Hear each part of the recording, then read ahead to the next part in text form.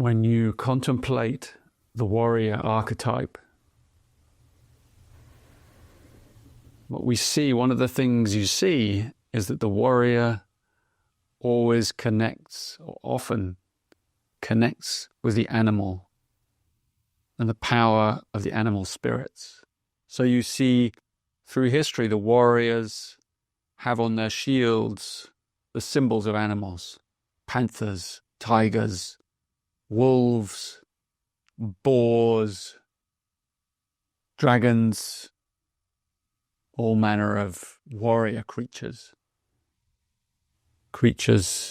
that they become a clan member.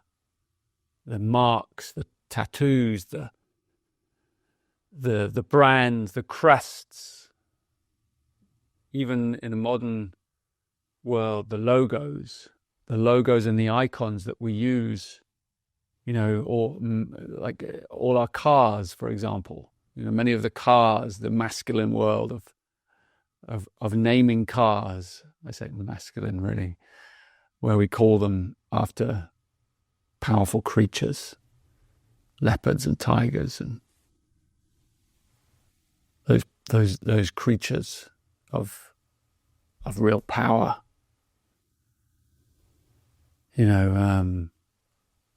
Branding often uses the animals and the birds. When you look at the names of all the brands in the world, you'll see that many, many, many of them use the creatures of the animal kingdom.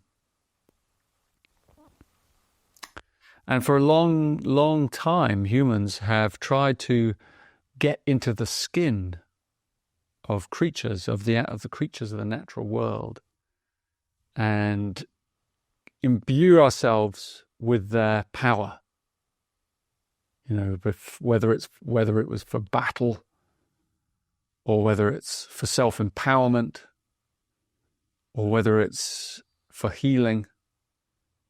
The shaman's crests, the shaman's kind of headdress with all the feathers and the regalia and the lion's heads, or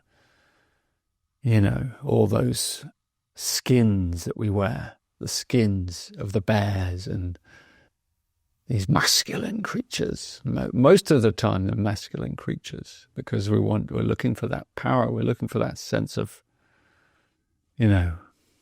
entering into the power of the creature to empower us. And I want to extend this in the warrior journey to empower us to learn to feel, not just to fight, but to feel.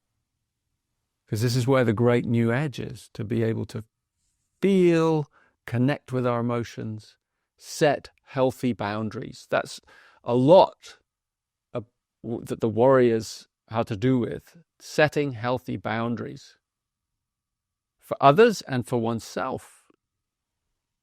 Many of us set unrealistic expectations of ourselves.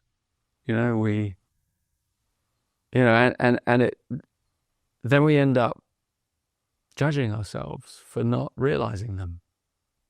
That we have this, the culture that we live in is a culture of success, a culture of succeeding. There's nothing wrong with success. And yet, when, if that is what you're breeding into children, then you're setting them up for disappointment, many of them.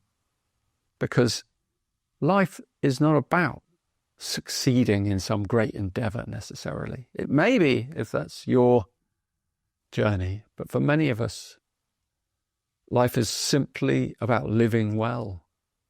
And many lives are just quiet lives, off the grid, where we're just living well. We're living in harmony with the land. We're living bravely, tackling our own inner issues, whether they're health issues, whether they're emotional issues, relationship issues, trauma that we've,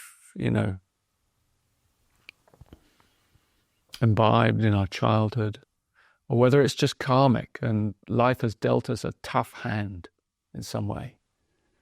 That's where the warrior is needed. And those kind of lives, that's enough to surmount the inner obstacles, to be able to transmute, to learn to feel again in our hearts, to accept ourselves. That is the warrior path. It's important not to get hooked on the distracted by what we think is an outside warrior life. The warrior is an energy that we need on the inner planes to help us connect with our center, to help us connect with the earth, with Gaia, to be grounded,